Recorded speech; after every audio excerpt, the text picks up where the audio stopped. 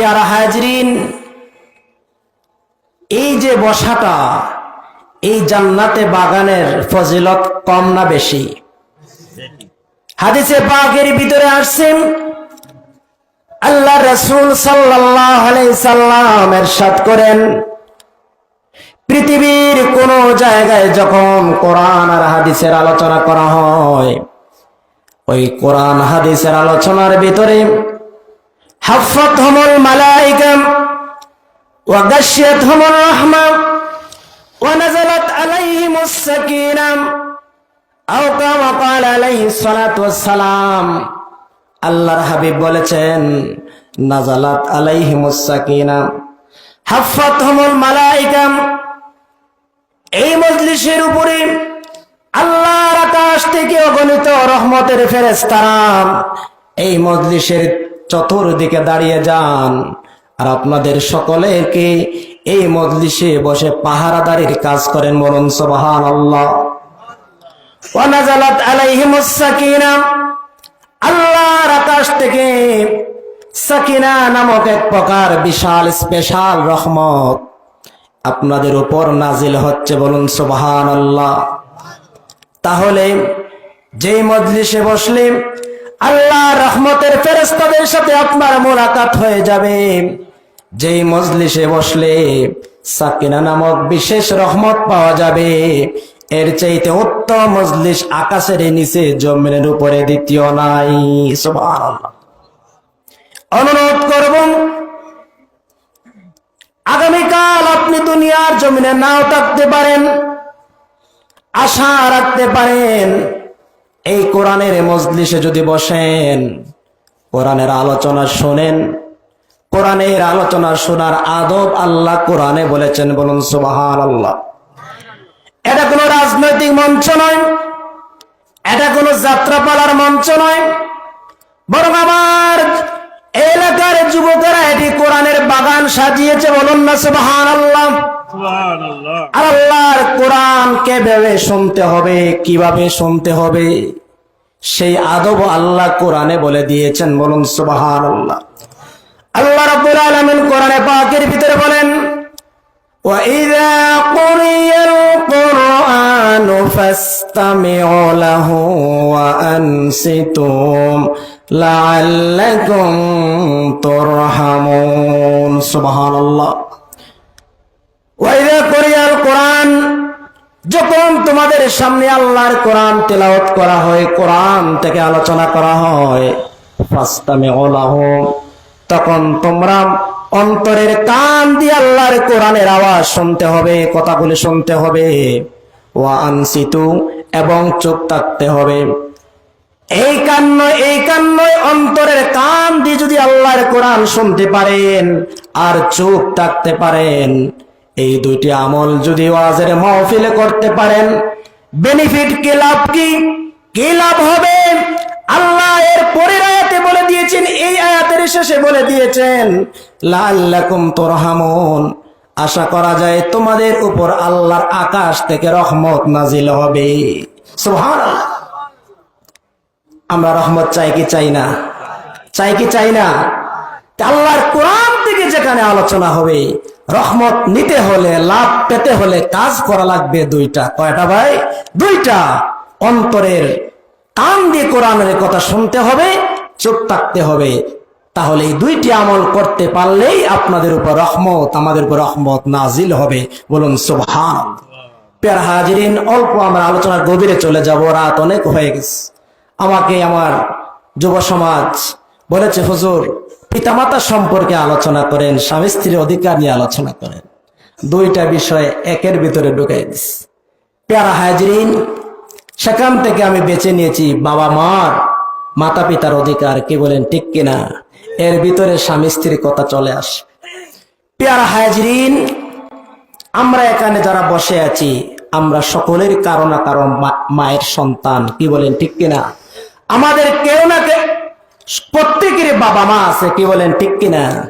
প্রিয় হাজিরিন, এই বাবা মার অধিকার, সন্তানের প্রতি বাবা মার কি হক রয়েছে, কোরআনে পাকের ভিতরে আল্লাহ সব কথা বলে দিয়েছেন। বলে সুবহানাল্লাহ। মনে রাখবেন, আল্লাহ এবং তার আমার রাসূলের আল্লাহ ইবাদতের পরে রাসূলের আনুগত্যের পরে 3 নম্বর যে কাজটা সেটি হচ্ছে বাবা মার সাথে ভালো ব্যবহার করা। বলুন সুবহান। সম্মানিত হাজিরিন, মহাগ্রন্থ কোরআন, যেই কোরআন আমাদের কাছে এসেছে শুধু তেলাওয়াত করার জন্য নয়, লিতুখরিজান নাসা মিনাজ যুলুমাতি ইলান নূর। এই কোরআন তোমাদের কাছে এসেছে অন্ধকারের যাবতীয় রাস্তা থেকে তোমাদেরকে মুক্ত করে আলোর একটি রাস্তায় নিয়ে আসার জন্য। বলুন সুবহানাল্লাহ। আল্লাহ যুলুমাত বহু বচনের সিগা ব্যবহার করলেন। অন্যায়ের পথ একাধিক হতে পারে, আর ন্যায়ের পথ যখন আল্লাহ নূরের কথা বললেন সেখানে ওয়াহেদের সিগা ব্যবহার করলেন। তার মানে সমস্ত পাপাচারের রাস্তা থেকে, সমস্ত ইসলাম নির্দেশিত ইসলাম যে রাস্তাকে সমর্থন করে না, সমস্ত পাপাচারের রাস্তা থেকে এই কোরআনটা মানুষকে আল্লাহর নূরের দিকে, হেদায়েতের দিকে নিয়ে আসে। বলুন সুবহানাল্লাহ।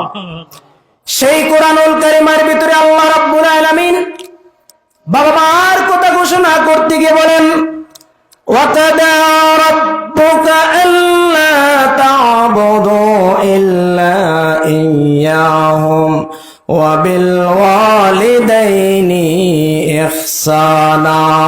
সুবহানাল্লাহ। ওয়াকাদা রাব্বুকা আল্লা তা'বুদু ইল্লা ইয়্যাহুম। জগতের মানুষ শোনো শোনো, আমি আল্লাহর গোলামির পরে, আমি আল্লাহর দাসত্বের পরে, আমি আল্লাহর আনুগত্যের পরে তোমাদের 2 নম্বর কাজ হলো ওয়াবিল ওয়ালিদাইনি ইহসানা।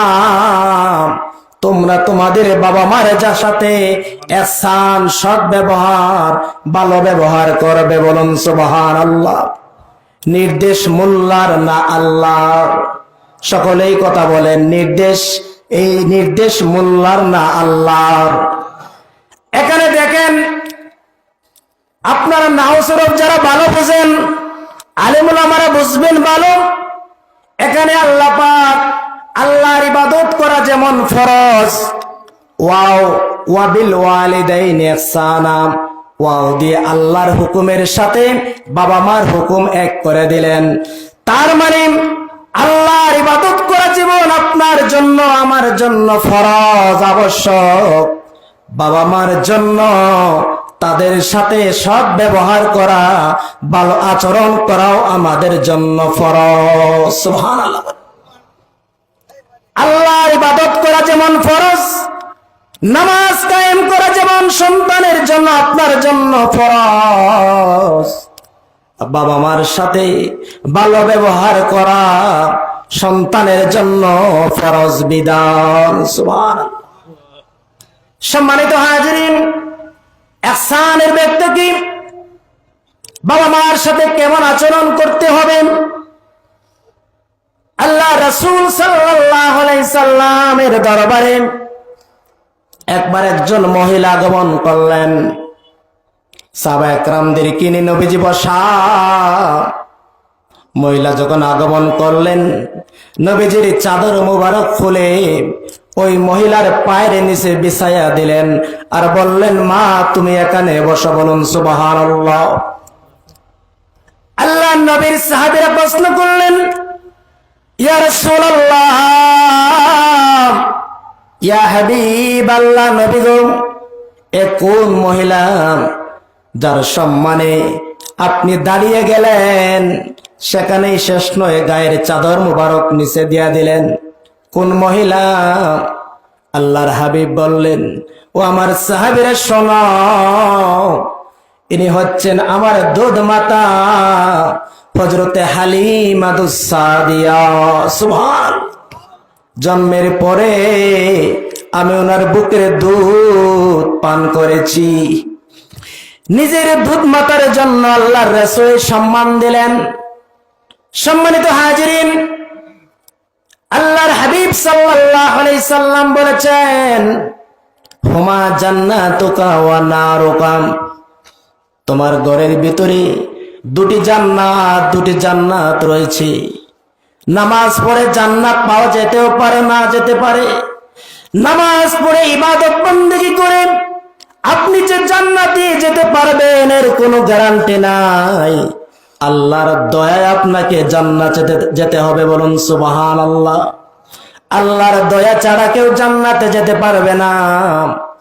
আল্লাহর হাবিব বলেছেন প্রত্যেক মানুষের ঘরে দুটি জান্নাত রয়েছে, বলুন সুবহানাল্লাহ।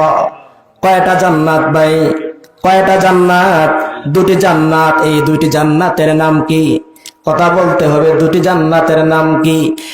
এক জান্নাত হচ্ছে আপনার বাবা, আর এক জান্নাত হচ্ছে আপনার মা। এই দুইটি জান্নাতকে যদি খুশি রাখতে পারেন, রাজি করাতে পারেন, পরকালে আপনার জন্য দুটি জান্নাতের যে কোনো একটা দিয়ে আপনি আল্লাহর চিরস্থায়ী জান্নাতে প্রবেশ করবেন। সুবহানাল্লাহ। সম্মানিত হাজিরিন, এই বাবা মা তাদের সাথে কেমন ব্যবহার করতে হবে, আহসান করতে হবে।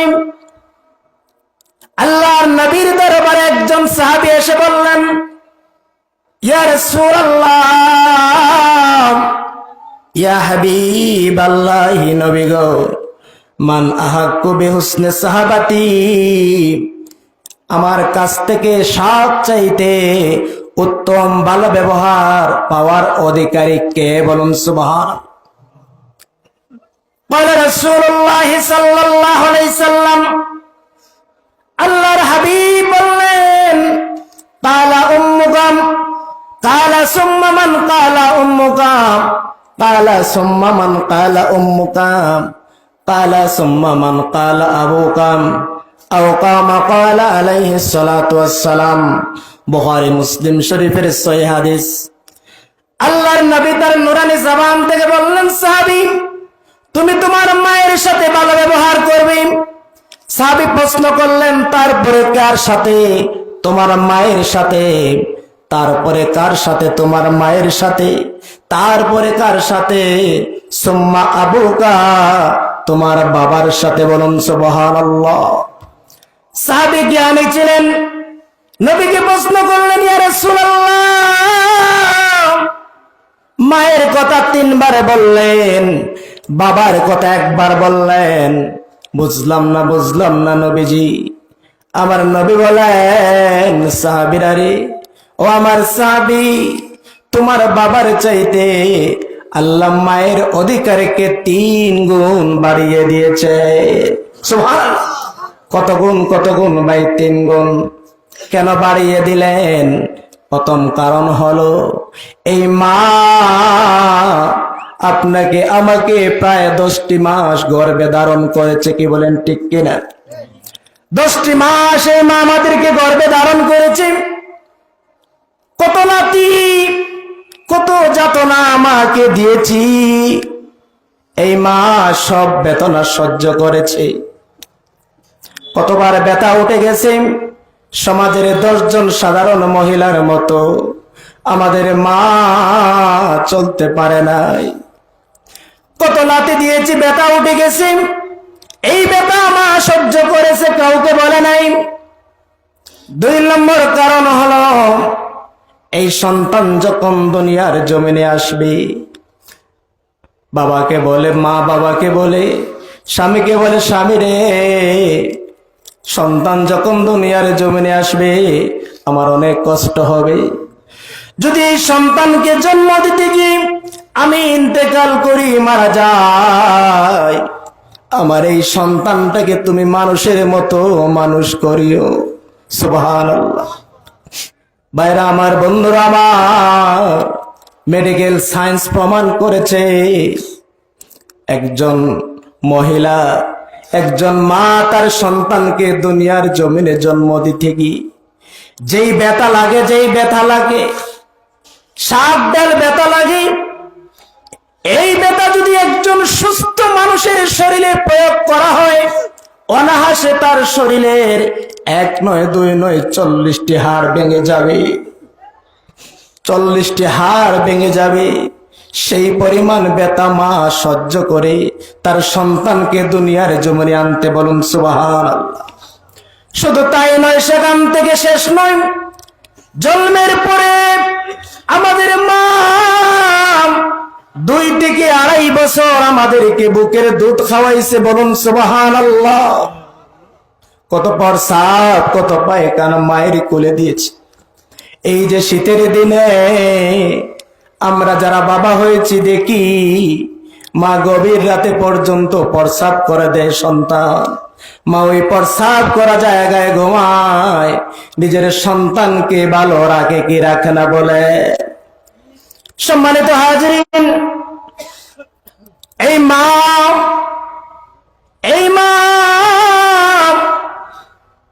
তার সেবা করে আপনি যদি মাকে খুশি রাখতে পারেন, মাকে যদি হাত করতে পারেন, এই মা যেই দোয়া করবে আল্লাহ রাব্বুল আলামিন সেই দোয়াই কবুল করে নেয়। বলুন সুবহানাল্লাহ। আমার দোয়া কবুল হতে পারে, না হতে পারে, কিন্তু মায়ের দোয়া আল্লাহর আরশে আজিমে কোনো বাধা নাই, কোনো বাধা নাই, সরাসরি কবুল হয়ে যায়। ঠিক কিনা বলেন? মায়ের দোয়ার কত পাওয়ার দেখেন। আমাদের মাযহাবের ইমাম আজম আবু হানিফা রাহমাতুল্লাহ আলাইহি, তার চক্ষুটা অন্ধ হয়ে গিয়েছিল। মা দোয়া করলেন, দোয়ার সাথে সাথে ইমাম আজম আবু হানিফা রাহমাতুল্লাহ আলাইহি চক্ষুটা ভালো হয়ে গেছে। বলুন না সুবহানাল্লাহ। সম্মানিত হাজিরিন, আমার মার সাথে কষ্ট দিলে আপনার কোন ইবাদত কবুল হবে না, কবুল হবে না। আপনি নামাজ পড়েন, রোজা রাখেন, বড় বড় দান সদকা করেন, আমলের অভাব নাই, কিন্তু মাকে যদি কষ্ট দেন ওই ইবাদত আল্লাহর দরবারে কবুল হবে না। কারণ মাকে কষ্ট দেওয়া, গালি দেওয়া এটি কবিরা গুনাহ। কি গুনাহ বলেন? কবিরা গুনাহ। হাদিসে পাকের ভিতরে আসছেন, মক্কা মদিনার জমিনে একজন সাহাবী ছিলেন, যেই সাহাবীর নাম হচ্ছে হযরত আলকামা রাদিয়াল্লাহু তাআলা আনহু। বাইজাবি শরীফের হাদিস, আলকামা রাদিয়াল্লাহু তাআলা আনহু তার মৃত্যুর সময় এসে গেল, জবান বন্ধ হয়ে গেছে। কি বন্ধ হয়ে গেছে বলেন? জবান বন্ধ হয়ে গেছে। মৃত্যুর সময় যদি একজন মানুষের জবান বন্ধ হয়ে যায় আর কালিমা যদি জবান থেকে উচ্চারণ হয় না, তাহলে সে কি জান্নাতে যাইতে পারে? জবান বন্ধ হয়ে গেছে। হযরত আলকামা রাদিয়াল্লাহু তাআলা নূর স্ত্রী নবীর দরবারে গেলেন। ইয়া রাসূলুল্লাহ, ইয়া হাবিবাল্লাহ, নবী গো, আপনার আলকামার জবান বন্ধ হয়ে গেছে, তার জবান দিয়ে কালিমা উচ্চারিত হয় না। আমার নবীজি হযরতে বেলাল, হযরতে আম্মার এই সাহাবীদেরকে পাঠালেন, হে বেলাল, রে আম্মার, যাও আমার আলকামার বাড়িতে চলে যাও, গিয়ে তাকে কালিমার তালকিন দাও, কালিমার তালকিন দাও। হযরতে বেলাল বাড়িতে আসলেন, আলকামার মাতার সামনে দাঁড়ালেন আর বললেন, বন্ধু আলকামা, পড়ে নাও লা ইলাহা ইল্লাল্লাহ। জবান বন্ধ, জবান দিয়ে উচ্চারণ হয় না কোনো কথা। তারা চলে গেলেন নবুয়তের দরবারে। ইয়া রাসূলুল্লাহ, ইয়া হাবিবাল্লাহ, ওগো নবী, আলকামার জবান বন্ধ হয়ে গেছে, কথা বলতে পারে না। নবীজি বললেন, সাহাবীরা রে, আমার আলকামার কে আছে রে সাহাবীরা? ইয়া রাসূলুল্লাহ, শুনেছি আলকামার মা আছে, যাও আলকামার মাকে খবর দাও, তিনি কি নবুয়তের দরবারে আসবেন না, আমি নবী যাব।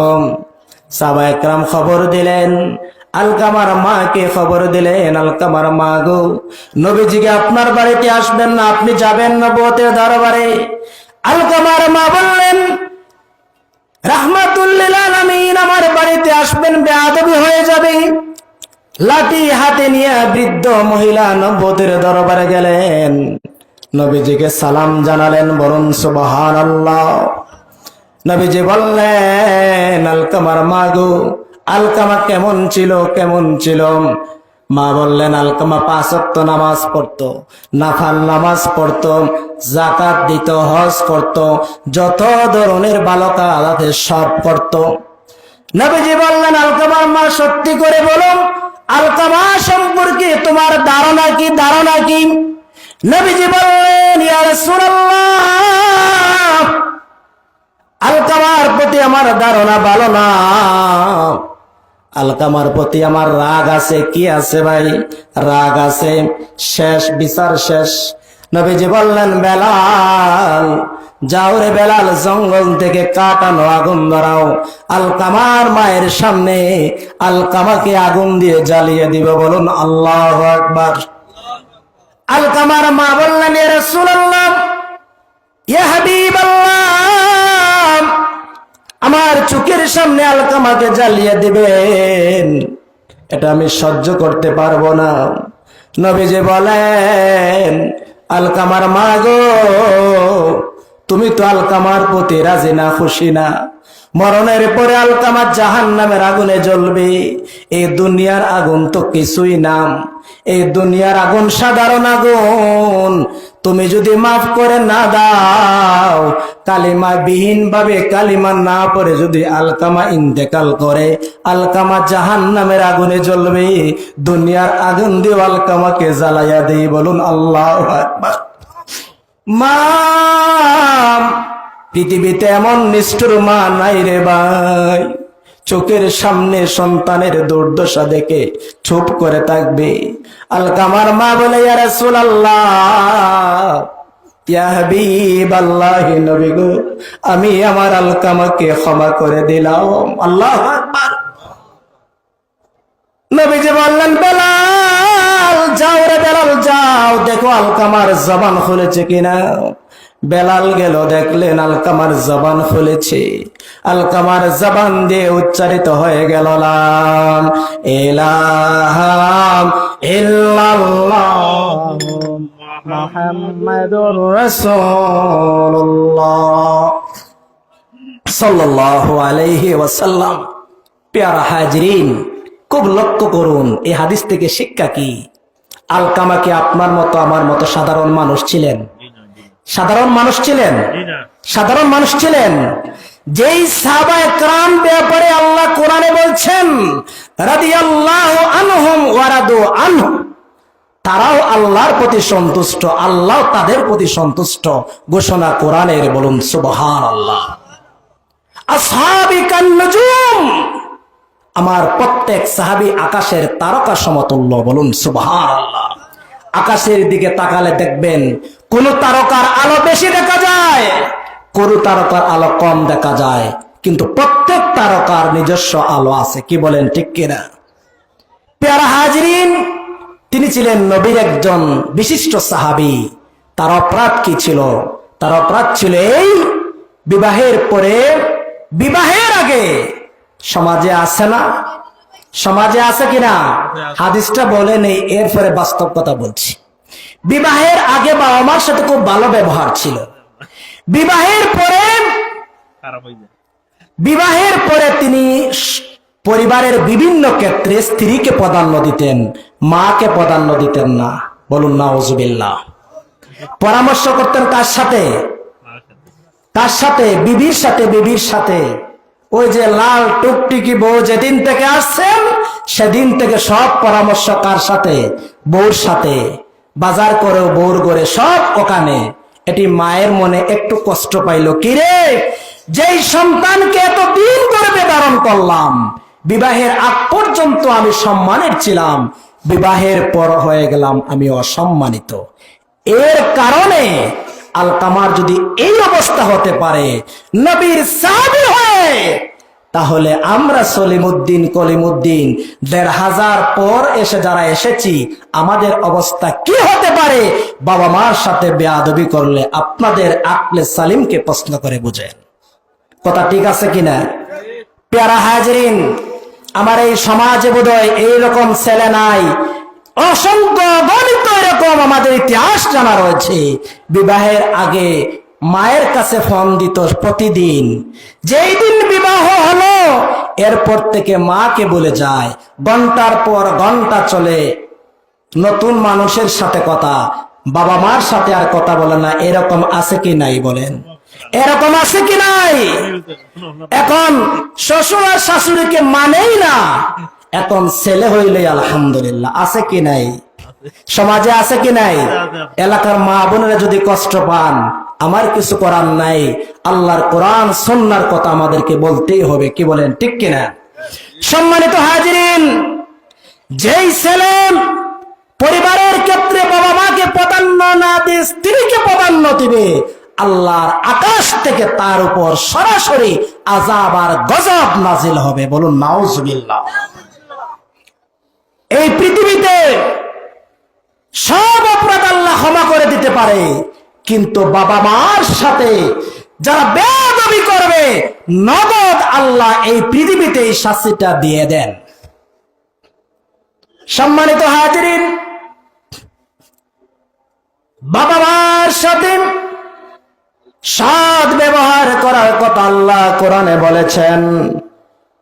ইম্মা ইয়াবলুগান্না ইন্নাকাল কিবারা আহাদুহুমা আও কিলাহুমা ফালা তাকুল লাহুমা উফফিন ওয়ালা তানহারহুমা ওয়া কুল লাহুমা কাওলান কারীমা। বলুন সুবহানাল্লাহ। ইম্মা ইয়াবলুগান্না ইনদাকাল কিবারা আহাদুহুমা আও কিলাহুমা, যখন তোমার পিতামাতা বুড়ো হয়ে যাবে, একজন কিংবা উভয়জন, তুমি যখন নজন হয়ে যাবে, আস্তে আস্তে তোমার শরীরে শক্তি বাড়বে, আর তোমার পিতামাতা যখন বৃদ্ধ হয়ে যাবে, শরীরের শক্তি কমে যাবে, সেই সময় কি ব্যবহার করতে হবে আল্লাহর কোরআন বলে দিয়েছে। বলুন না সুবহান। ওয়াখফিদ লাহুমা জানাহাজ যুল্লি, তুমি তোমার রহমতের ডানা, তোমার সেবার ডানা হাত তুমি তোমার পিতা মাতার নিচে তুমি প্রশস্ত করে দাও। বলুন সুবহানাল্লাহ। কিসের ডানা? কিসের ডানা? রহমতের ডানা। তাদের সাথে যখন কথা বলবে দমক দিবা না, কাওলান কারীমা, সম্মান সুযোগ কথা তাদেরকে বলতে হবে। নির্দেশ কি বক্তার না আল্লাহর? কার কথা বলেন? আল্লাহর। আমি যদি বলতাম না মানতেন, আল্লাহর কথা যদি বিশ্বাস না করেন, ভাই ঈমান থাকবে না। তাহলে বাবা মা যখন বৃদ্ধ হয়ে যাবে, বাবা মার সাথে কথা বলতে হবে কি? কাওলান কারীমা, সম্মান সূচক কথা বলতে হবে। বলুন সুবহানাল্লাহ। আমরা কি সম্মান সূচক কথা বলি? ড্যাড কি ভাই? পশ্চিমা সংস্কৃতি, এই পশ্চিমা সংস্কৃতিকে সমাজটাই খেয়ে ফেলছে। বলে পাপা, কি বলে? পাপা। এরপরে আমরা ছোটবেলায় বলতাম আব্বা জান আম্মা জান। কি বলেন, ঠিক কিনা? আব্বা জান আম্মা জান। এরপরে একটু আদর করছে বাবা এবং মা, তাও মানা যায়। কিন্তু পাপার ডেড যদি কেউ বলে, এটা কি মানা যায়? এর ভিতরে কি মায়া আছে? কিছু মায়া আছে ভাই? বলে এটা একটু আধুনিক, যে আব্বা আম্মা এটি ব্যাকডেটেড। এটা কি? এটা ব্যাকডেটেড শব্দ না। আমরা এখন লেখাপড়া করেছি, বাবা মা ইউনিভার্সিটিতে পড়েছে, আমরা এখন আপডেটেড। আব্বা জান আম্মা জান ডাকার যুগ এখন কমে আসছে, এখন ডেকে ড্যাড আর কি পাপা। পাপা নাউজুবিল্লাহ কোন। এটা পশ্চিমা সংস্কৃতি, এটা খ্রিস্টানদের সংস্কৃতি। এই সংস্কৃতির সাথে মিলে যাওয়া এটি হারাম। এটি কি? হারাম। প্যারা হাজিরিন, বাবা মার সাথে সম্মান সূচক কথা বলতে হবে। সমাজে অনেক যুবকেরা আছে, আমার ওয়াজ কমিটির যুবক ভাইয়েরা, বাবা মার সাথে কখনো দমক দিয়ে কথা বলবা না, দমক দিয়ে কথা বলবা না। আমরা অনেক সময় বাবা মার সাথে দমক দেই। কি বলেন, ঠিক কিনা? দমক দেই, দমকের সুরে কথা বলা যাবে না। বরং তাফসীরের কিতাবের ভিতরে আসছে, মুনিবের কাছে যেমন দাস, মাথাটা নত করে তাকে দাস যেমন, মুনিবের কাছে গোলাম যেমন মুনিবের কাছে মাথাটা নত করে তাকে, বাবা মার সামনেও তুমি সব ক্ষেত্রে তোমাকে নত যেন হয়ে থাকতে হবে। বলুন সুবহানাল্লাহ। বাবা মার সেবা যদি করেন, দেখেন বৃদ্ধর বাবা মার সেবা কেমনে করেছেন। সহিহ আল বুখারী মুসলিম শরীফের সহিহ হাদিস, মিশকাতুল মাসাবির 420 এবং 21 পৃষ্ঠার ভিতরে, বাবুল বিররে ওয়াসিলার ভিতরে, আমি এই কিতাবটা কিতাবখানায় পড়াই আলেমে, সেখানের ভিতরে আসছে এই পৃথিবী 4 জন বাদশাহ শাসন করেছিলেন। কয়জন বলেন? 4 জন বাদশাহ। পৃথিবীর মাশরিক থেকে মাগরিব, শিমাল থেকে জনব, সমস্ত পৃথিবী 4 জন বাদশাহ শাসন করেছিলেন। 2 জন ছিলেন মুসলমান ধর্মের অধিকারী, 2 জন ছিলেন অমুসলিম। মুসলমান 2 জনের ভিতর একজন ছিলেন হযরতে ওমর। কে ছিলেন বলেন? হযরতে ওমর। সেই ওমর রাদিয়াল্লাহু তাআলা আনহু ইসলামের জন্য একটা বড় একটি শক্তি ছিলেন। বলুন সুবহানাল্লাহ। আল্লাহর রাসূল সাল্লাল্লাহু আলাইহি সাল্লাম মক্কার জমিনে 2 জন কাফেরের জন্য দোয়া করেছিলেন।